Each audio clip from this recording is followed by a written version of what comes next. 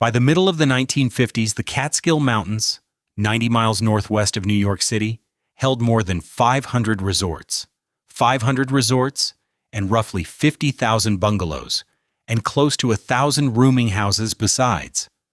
500 resorts drawing more than 1 million visitors every single summer, in a region that, by some accounts, held the largest concentration of resort hotels found anywhere on Earth.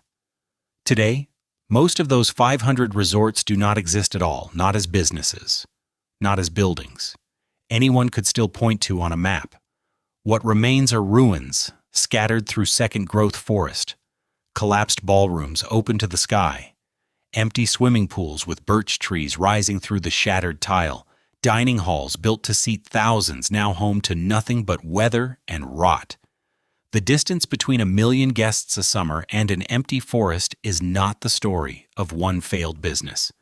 It is the story of an entire American industry built twice in these same mountains and abandoned twice for two entirely different reasons, a century apart. It begins on a ledge more than 2,000 feet above the Hudson Valley, with a story a young writer set here in 1819 about a man who fell asleep for 20 years and woke to a world he no longer recognized. Chapter 1. The Ledge Above the Clouds. Washington Irving had published that story, Rip Van Winkle, in 1819, inside a slim collection called The Sketchbook, and he said it explicitly in these mountains, a hazy, blue-gray range visible from the Hudson River, populated in his telling by the ghosts of Henry Hudson's Dutch crew, rolling 9 pins in the thunder while a lazy villager slept the revolution away. Irving had spent almost no real time in the Catskills before he wrote them into American literature. What he produced anyway was a founding myth for a mountain range that had, until that point, had no myth at all. Within a few years, the Catskills were not simply a range of hills to the west of the river. They were the wilderness, the first landscape in the young republic famous enough to draw visitors who had never read a page of the book that made it so. Something had to receive them. In 1824, a stock company of businessmen from the river village of Catskill opened the Catskill Mountain House on an escarpment ledge more than 2,000 feet above the Hudson Valley, the first mountain resort built anywhere in the United States. A long white building fronted by a row of tall columns, set directly on the lip of a cliff with nothing beneath its porch but air, and on most summer mornings, cloud. It was not a hotel so much as a viewing platform that happened to serve dinner. Getting there was its own kind of pilgrimage. Guests took a steamboat up the Hudson from New York City. Guests transferred at the landing to a stagecoach for the climb up the old mountain road. Guests arrived, finally, at a hotel where the entire point of the visit was to stand on a porch above the clouds at sunrise and watch a valley a half-mile below disappear and reappear in the mist. And then, in 1825, a young painter came up the same river. Thomas Cole was an English-born engraver's son who had crossed the Atlantic with his family as a teenager and worked at ordinary trades in Ohio and Pennsylvania before he ever picked up a brush with any real ambition behind it. He arrived in New York in the mid-1820s, traveled up the Hudson toward the escarpment, and began painting the mountains in something close to the register Irving had already written them in: vast, mist-choked, older than the country that had only just discovered them. The canvases he brought back from those trips became the founding documents of the Hudson River School, the first art movement the United States could claim as entirely its own, grown out of a single stretch of river rather than imported from London or Paris. Cole did not stay the only painter on the ledge for long. Frederick Church, his most prominent student, climbed the escarpment in 1849 and painted above the clouds at sunrise. From the mountain house porch itself, the hotel's columns just visible at the frame's edge, the valley beneath drowned entirely in white. Neither man simply visited and left. Both stayed at the hotel for weeks at a stretch, boarding alongside the guests and sold canvases directly to the same travelers who had climbed the mountain to see the view the paintings now let them carry home. A hotel porch had produced, in the span of 30 years, a foundation myth, a resort industry, and a national school of painting.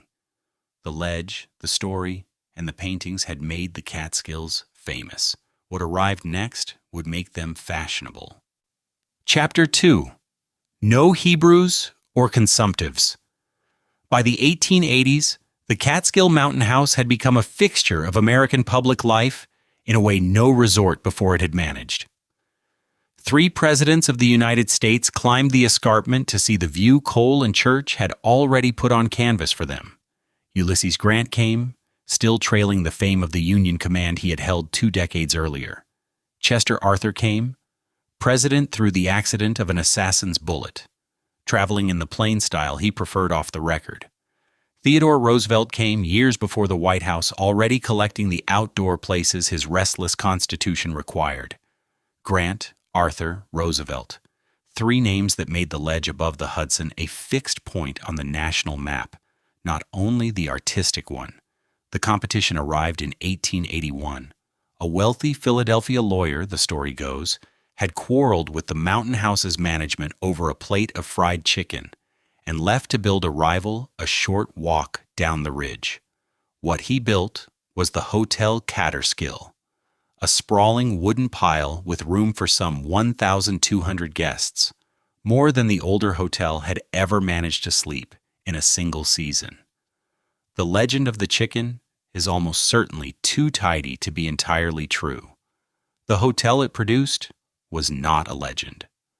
For a decade, the Catskill outbuilt and outdrew the house that had started the whole business 50 years earlier.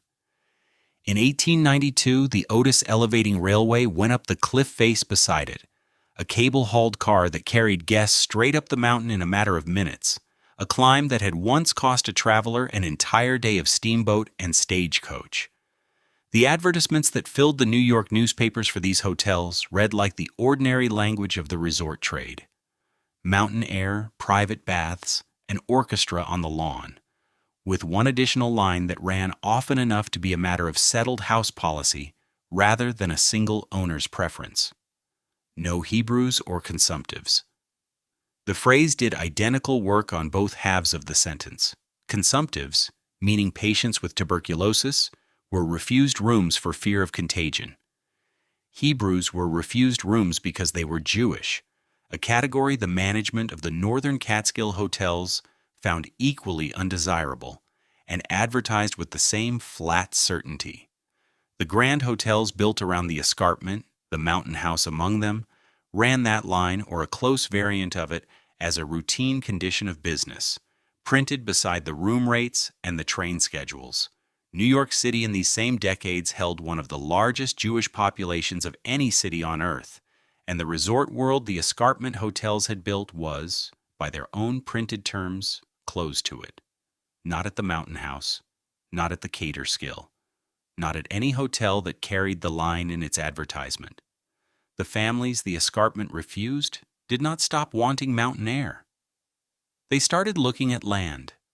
Nobody advertising a resort had ever thought worth mentioning. The cheaper, rockier country to the south and west, in Sullivan and Ulster counties. Ground too poor for the kind of hotel trade the Hudson side of the range had already perfected.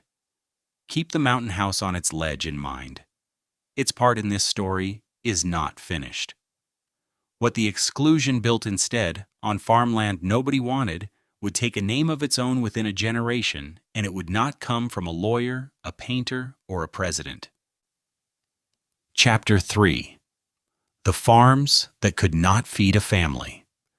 By the 1890s, the families the escarpment hotels had shut their doors to were arriving in Sullivan County by an entirely different route. Not by steamboat and stagecoach to a hotel already built for them, but on their own initiative, family by family, buying land nobody else particularly wanted. The tenements of the Lower East Side in summer made the case for leaving on their own. Rooms stacked high above streets that held the day's heat long after dark, air that did not move, whole families with nowhere else to go until September. Sullivan County offered rocky hillsides, poor soil, and distance from all of it. And for a family that had spent a decade saving from a pushcart or a sewing machine, rocky hillsides at a low price were still hillsides. The ground did not reward them. Whatever these new owners tried to grow in it, the soil returned less than they had put in. Thin, glacially scraped acreage that generations of earlier farmers had already worked out and abandoned before the immigrant families ever arrived to buy it cheap. A farm that could not feed the family that owned it could not be allowed to stand empty either. So these families did the only thing the land itself permitted. They rented what they had. They rented a bedroom. They rented a porch. They rented a shelf in the kitchen where a second family could keep its own pots and its own dishes and cook its own dinner under the same roof. The arrangement had a name before long, the Kuchelain, Yiddish for cook it yourself, a boarding house in only the loosest sense of the word. No dining room, no staff, no meals included, just a room to sleep in and a shared kosher kitchen where every family boarding under that roof cooked its own food at its own hour, on its own shelf, and washed its own dishes after. It was not the American plan the northern hotels advertised. 3 included meals served in a columned dining room. It was closer to a form of the tenement itself, relocated 90 miles into the hills and given a view.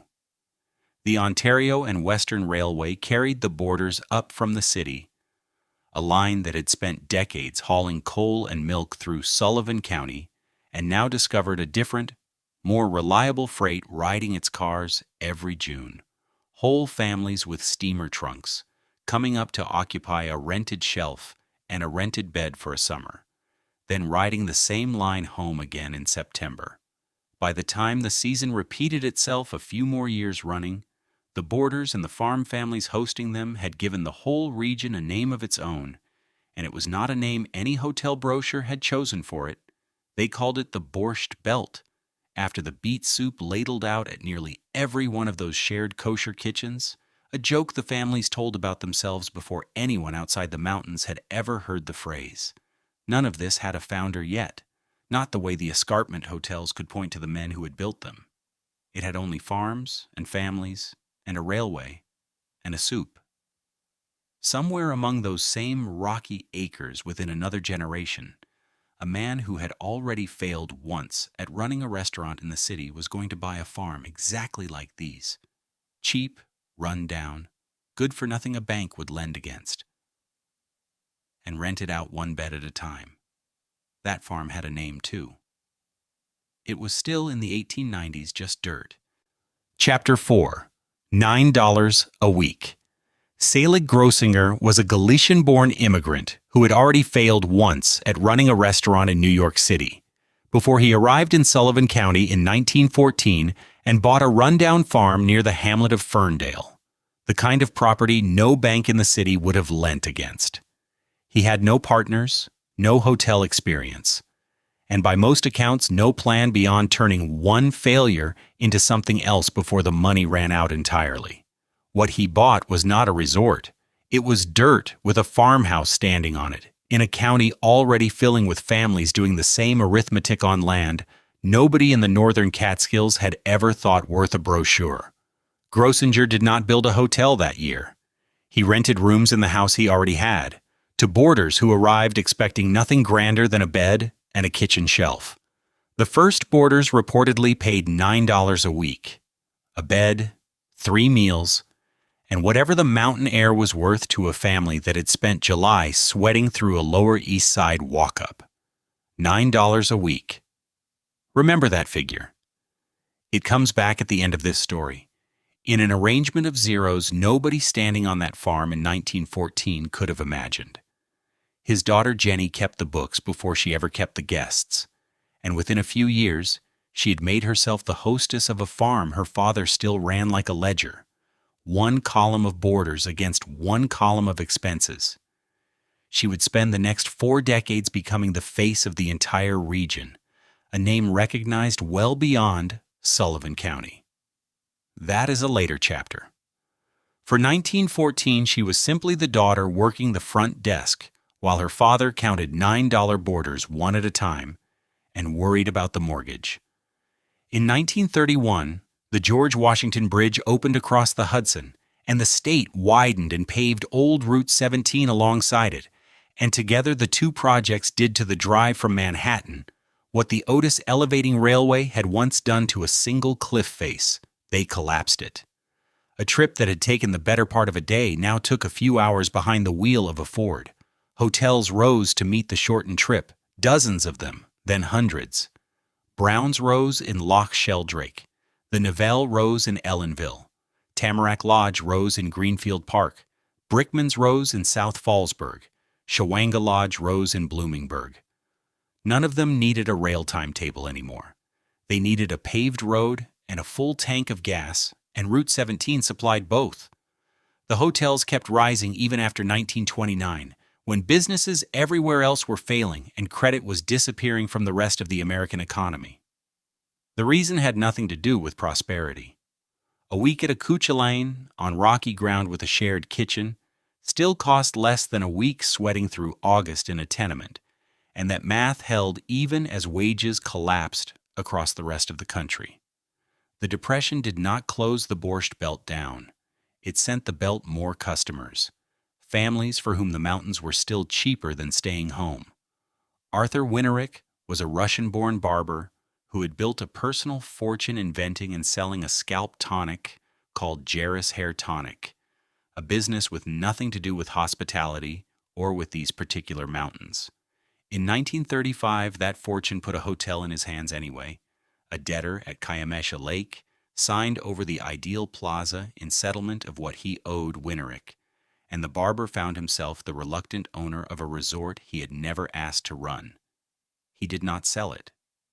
In 1937, he rebuilt it as the Concord Plaza, and then he kept building year after year for the next 30 years, driven by an ambition that had nothing to do with barbering at all, to own the largest resort on the face of the earth.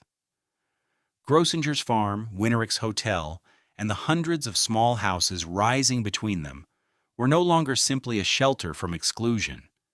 They were becoming an industry, one farm and one debt settlement at a time, and an industry's biggest numbers were still to come.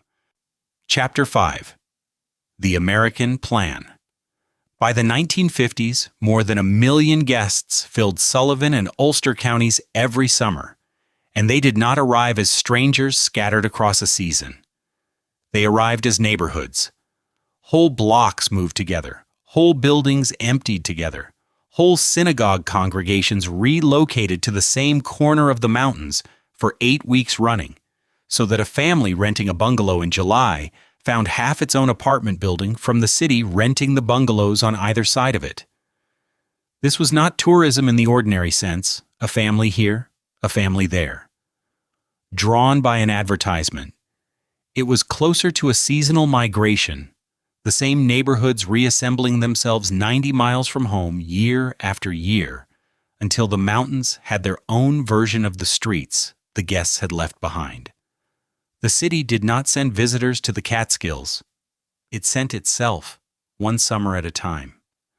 The fathers stayed behind Monday through Thursday, working the jobs that paid for all of it, and then on Friday evening they got in the car. Route 17 filled every week with men who had spent 5 days alone in a hot apartment, driving north in the last daylight to rejoin a family that had already been in the mountains since June. The traffic itself became the clock the whole region set its week by, thin on Tuesday, solid by Friday at 6. The locals had a name for the men behind the wheel, not unkind, just accurate: bungalow bachelors. Husbands living a work week of bachelorhood in the city, so their wives and children could have a summer in the hills. Come Friday night, the bachelor life ended at the mountain line. What waited for them there, at the larger hotels, ran on a single arrangement: the American Plan. 3 meals a day, kosher, enormous, included in the price of the room. Not the Cuchulain's shelf. the arrangement a poorer generation had made with rocky soil 40 years earlier, one family cooking after another on a schedule chalked above a shared stove. The American plan was that same instinct turned inside out and sold as the whole point of the visit. Nobody cooked, nobody shared a shelf, nobody rationed a burner between four families waiting their turn. Abundance was not a feature of the stay. Abundance was the entire sale. No hotel sold that abundance at a larger scale than Grossinger's. At its peak, the resort covered 35 buildings across 1,200 acres and served some 150,000 guests a year. It had its own post office. It had its own airstrip. It had, in its main dining room alone, seating for 1,300 people eating at once, waiters moving down the aisles in a single choreographed shift, 3 times a day, all summer. In 1952, Grossinger's became the first resort anywhere in the world to cover a ski slope with artificial snow. Manufacturing in February, the one commodity these mountains had never needed help producing in July. Picture the grounds at Ferndale on a Friday evening in the July of 1952. Route 17 carries a line of sedans that does not thin until well after dark, each one turning up the drive past a post office that is already closed for the day and an airstrip lit only by the last of the sun. The dining room windows go bright in blocks as the staff sets 1,300 places, and somewhere behind the kitchen, the smell of a Friday brisket is already moving out across the lawn on the evening air. Car doors, 100 at a time. Children's voices, still awake past their bedtime, running the paths between buildings. A porter's radio playing faintly from an open window. A farm no bank in the city would have lent against 40 years earlier is now a small city of its own, with its own mail, its own runway, and 1,300 places set for dinner before the first guest has even parked the car. The abundance drew more than families. Within a few years, it would draw champions, singers, and the biggest names in the country. Chapter 6. The Monster and the Bellhop.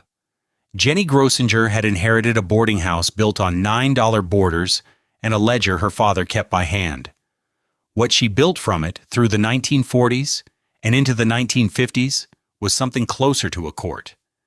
And she was its permanent hostess. Champions trained on her grounds, singers were discovered on her stages, reporters filed stories from her dining room as if it were a dateline of its own, and the wire services ran them nationally. A farm town in Sullivan County suddenly worth a photographer's trip from Manhattan. Rocky Marciano prepared for his championship fights at Grossinger's, running the mountain roads before dawn and sparring in a ring the hotel had built for exactly this purpose, until the resort's name became shorthand in the boxing press for a training camp of real consequence. A teenage singer named Eddie Fisher performed for the guests one summer and was heard by one account by someone who mattered. The kind of discovery Catskill hotels claimed for a dozen other careers over the following decade with varying degrees of accuracy. Grossinger's had stopped being a place people escaped to. It had become a place careers passed through.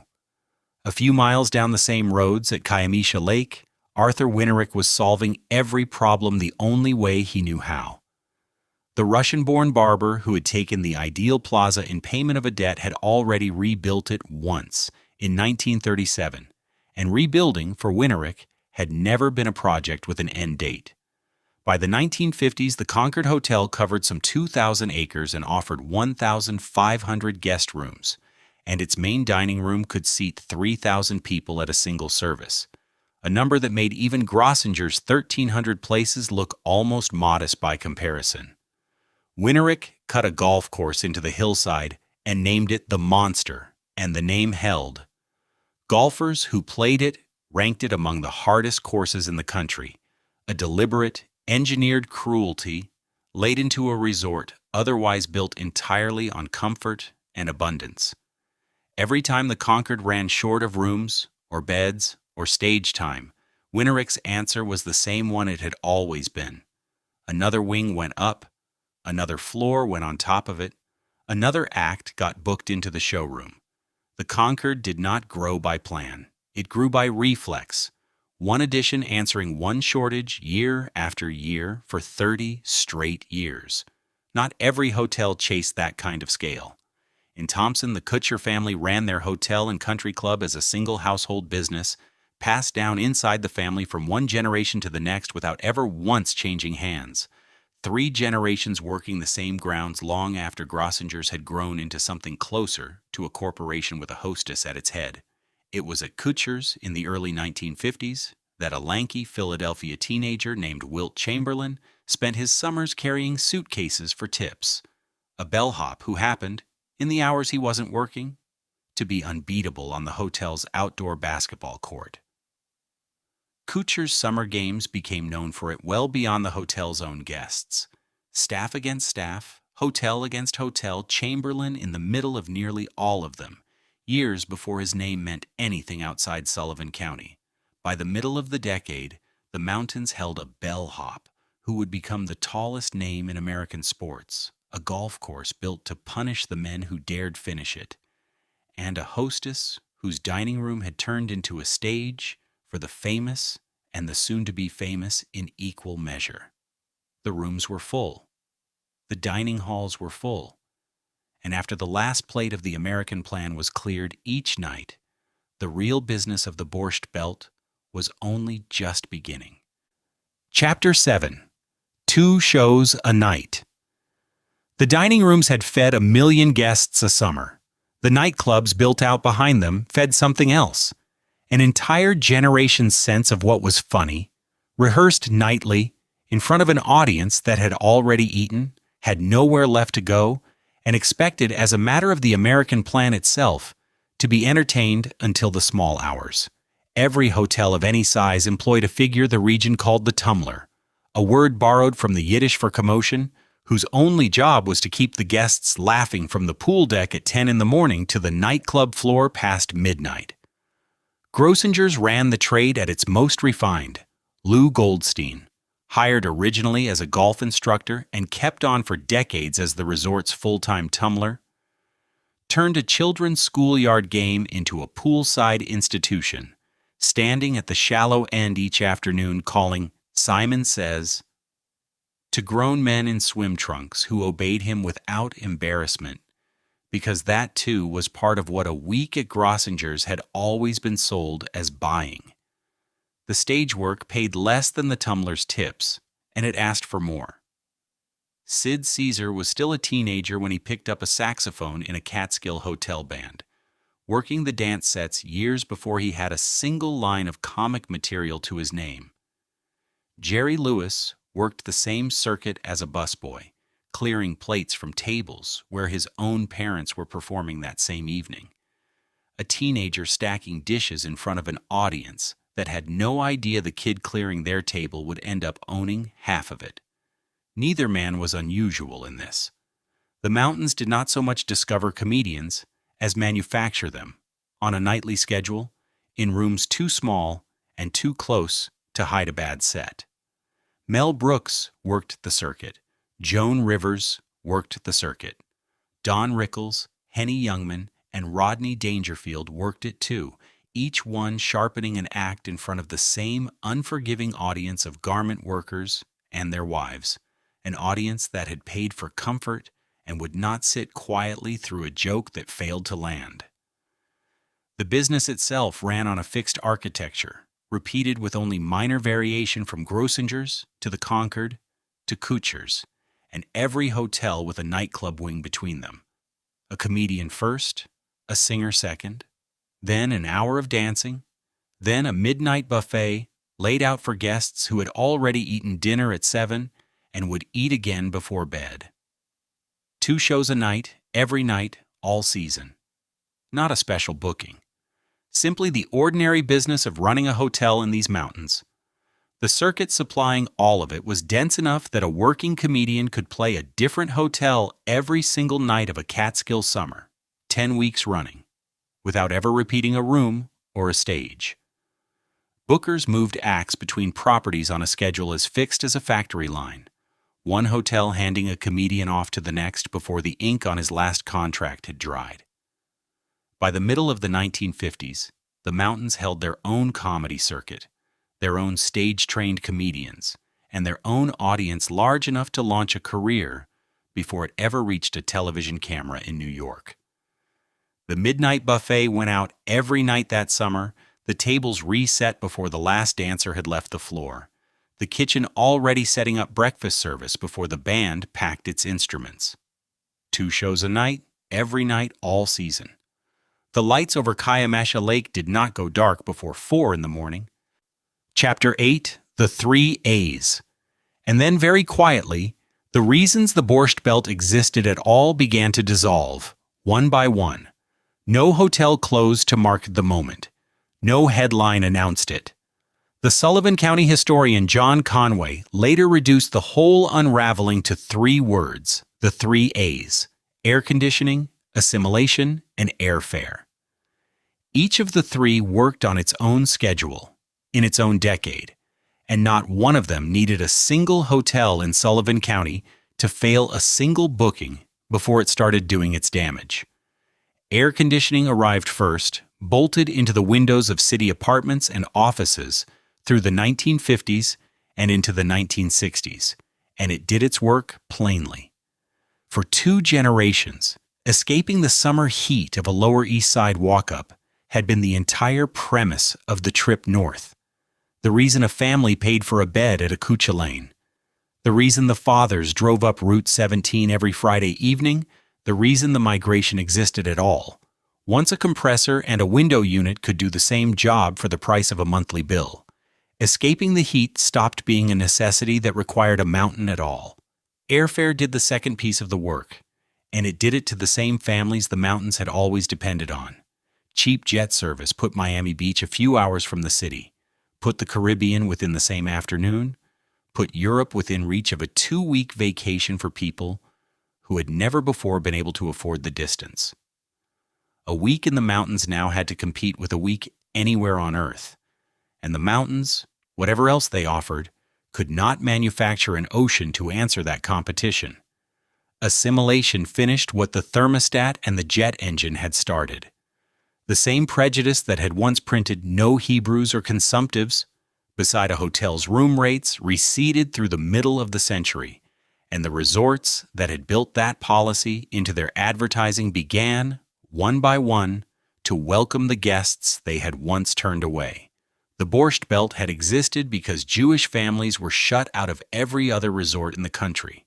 When the doors elsewhere opened, the reason for a resort world of its own went with them.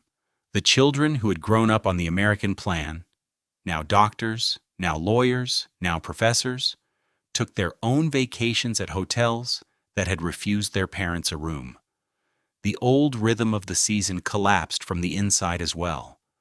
A summer-long family stay had always depended on a mother who did not otherwise work, and through the 1960s and 1970s, in Sullivan County kitchens no less than everywhere else, that stopped being the arrangement. The season-long stay had needed the stay-at-home summer to make sense of it. Once that assumption gave way, the arrangement had nowhere left to stand. Now, go back to the ledge. On the morning of January 25th, 1963, the state of New York, which had acquired the derelict Catskill Mountain House some years earlier, set the empty building on fire and let it burn to the ground above the frozen valley. There was no ceremony to it. There was no crowd invited to watch. There was a work crew, a match, and a wooden hulk nobody had run as a hotel in decades, standing where Cole and Church had once painted, above a Hudson sealed under ice. The first resort built in America ended as a controlled fire on a winter morning, and by afternoon there was nothing on the escarpment but the ledge itself.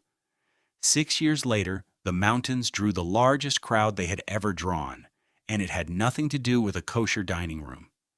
In August of 1969, 500,000 young people arrived at Max Yasgur's dairy farm in Bethel, Sullivan County, for a festival that borrowed its name from a town 40 miles away. The dying Borscht Belt, dissolving through that same summer, could not have booked most of them a room if it had tried. They had not come for the American plan, or a tumbler at the pool, or a comedian working a midnight set. They had come looking for an escape. Their parents' hotels had never learned how to sell, and they found it on a dairy farm down the road. The hotels themselves were still standing.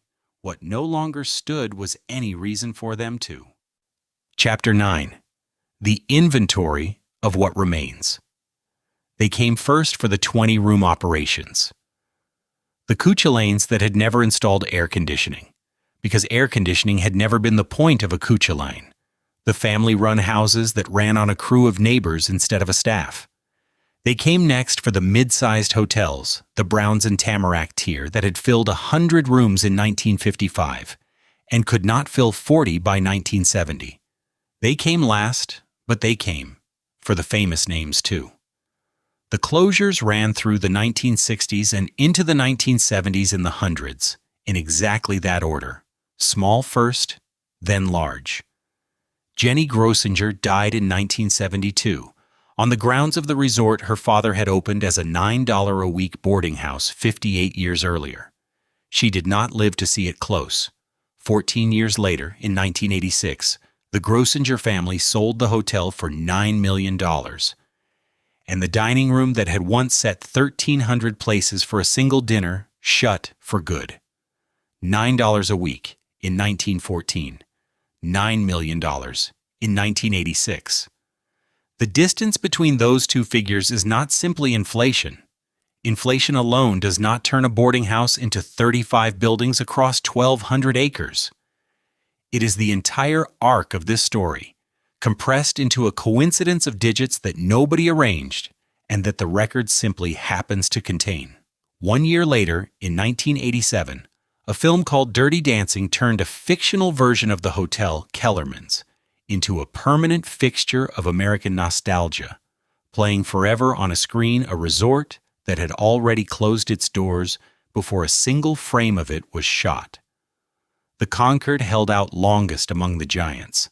Arthur Winterick's answer to every problem had always been another wing, another floor, another act, and the hotel he built that way ran until 1998, outlasting Grossinger's by 12 years on the strength of scale alone. It sold at auction in 1999 for roughly $10 million, a fraction by any measure of what Winterick had poured into 2,000 acres and 1,500 rooms across 3 decades of continuous construction. The hotel stood empty for nearly another decade before it was demolished in 2008. Kuchar's outlasted them both. It closed in 2013, the last operating grand resort of the Borscht Belt, run by the same family for more than a century, and the buildings came down the year after. Grossinger's itself stood empty for 3 decades, and in that time it became one of the most photographed ruins in the United States. Not despite the decay, but because of it. Urban explorers documented the indoor pool with birch trees growing through the shattered skylight, the ballroom's carpeted floor to cornice in moss. The $9 farmhouse's descendants returned in the end to forest. Demolition crews leveled the last standing building on October 19, 2018.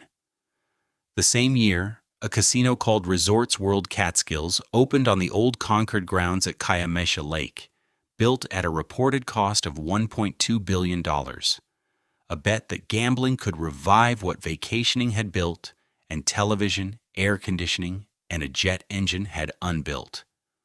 A luxury wellness center rose on the site where Kutsher's bellhop once beat the whole staff at basketball. In Ellenville, a museum opened to hold what the bulldozers had missed, cataloging tumblers and Cuchulains, and the monster golf course behind glass. The bungalow colonies fill again every July. The families are Hasidic now, and Orthodox, in South Fallsburg, in Kiamesha Lake, in Monticello, keeping, in the same mountains, roughly the schedule of summer migration a different set of Jewish families kept a century earlier. The hotels that once printed no Hebrews beside their room rates are gone. The land they stood on now belongs, every summer, to the people it was built to keep out. High above the Hudson, The ledge where the Catskill Mountain House stood for 139 years is bare rock now, inside a state campground. The wind still moves across it the way it moved across the porch columns in 1849.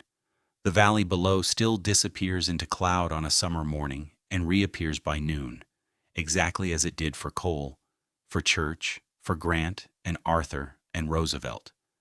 Every hotel this story has named is gone now, or a casino, or a museum, or a name in a nostalgia film. The view Cole painted charges nothing and answers to no one. It is still there, exactly as it was. It is the only thing in this story that never closed.